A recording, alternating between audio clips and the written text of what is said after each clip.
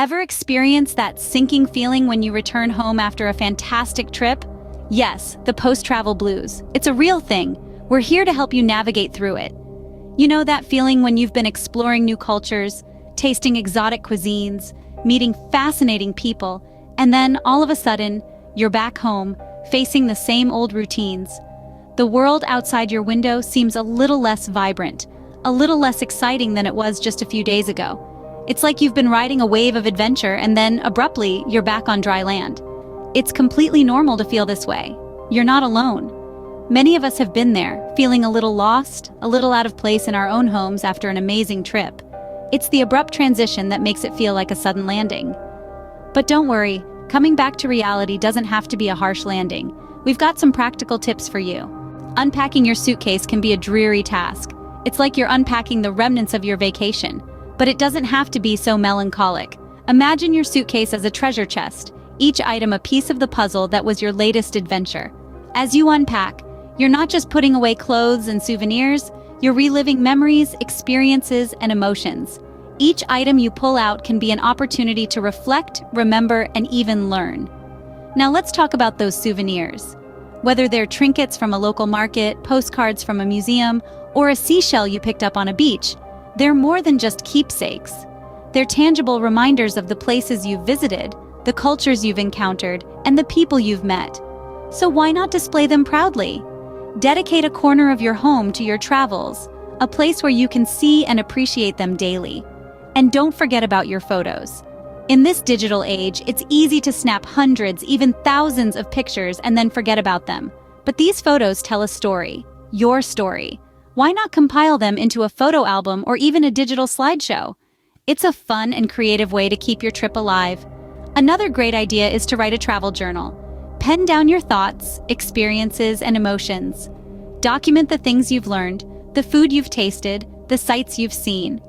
Even the most mundane details can become fascinating when viewed through the lens of travel. The act of unpacking doesn't have to signify the end of your journey. Instead, it can be a chance to process your experiences, to appreciate them fully.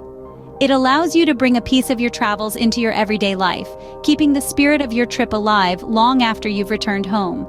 So, the next time you're faced with that suitcase full of vacation remnants, remember this. Each item is a story waiting to be told, a memory waiting to be relived.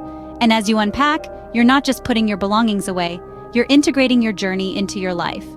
Remember, your trip isn't over until you've unpacked all the experiences.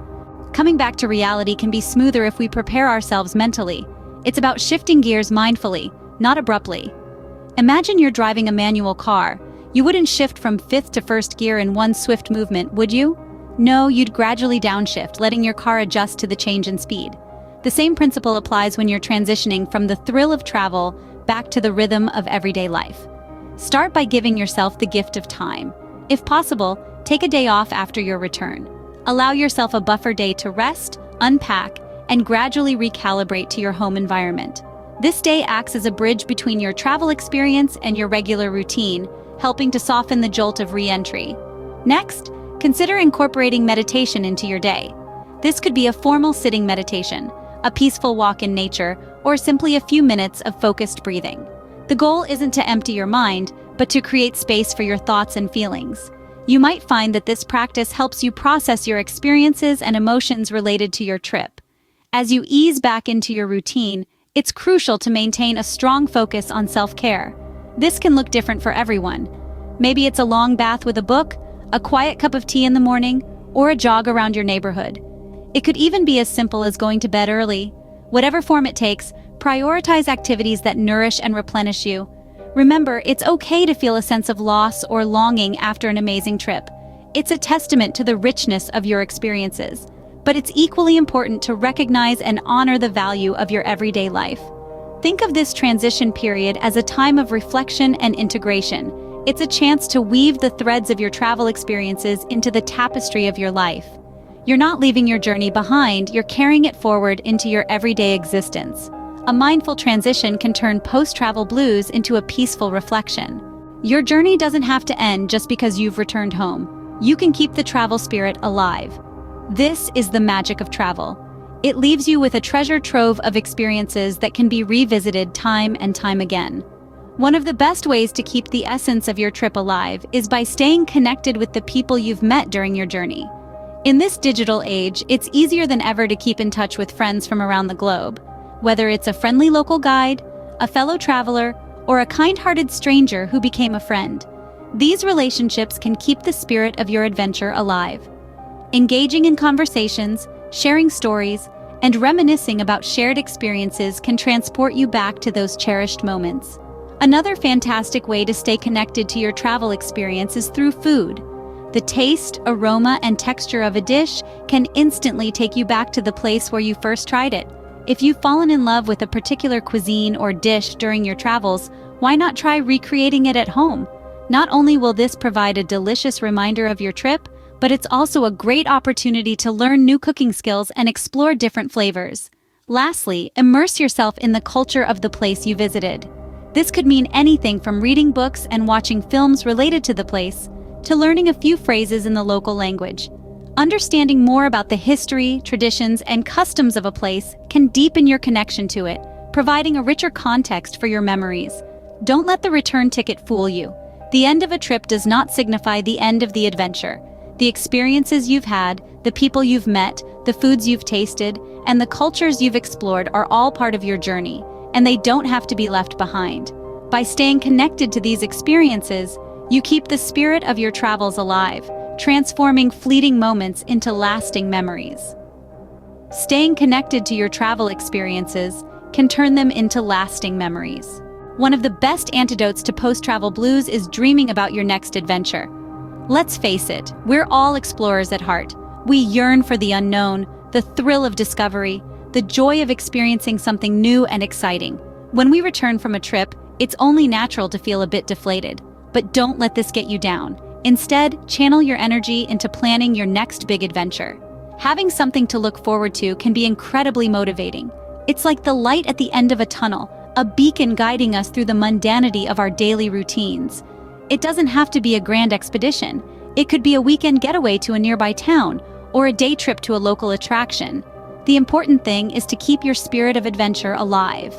Researching new destinations can be a great way to kickstart this process. Immerse yourself in the culture, history, and geography of potential places to visit. Read travel blogs, watch documentaries, browse through travel guides. Let your imagination run wild. Every bit of information you gather is a step closer to your next adventure. Creating a travel bucket list can also be beneficial. It's a visual reminder of all the wonderful places waiting to be explored. It could be a list of countries, cities, landmarks, or even specific experiences like diving in the Great Barrier Reef or hiking the Inca Trail.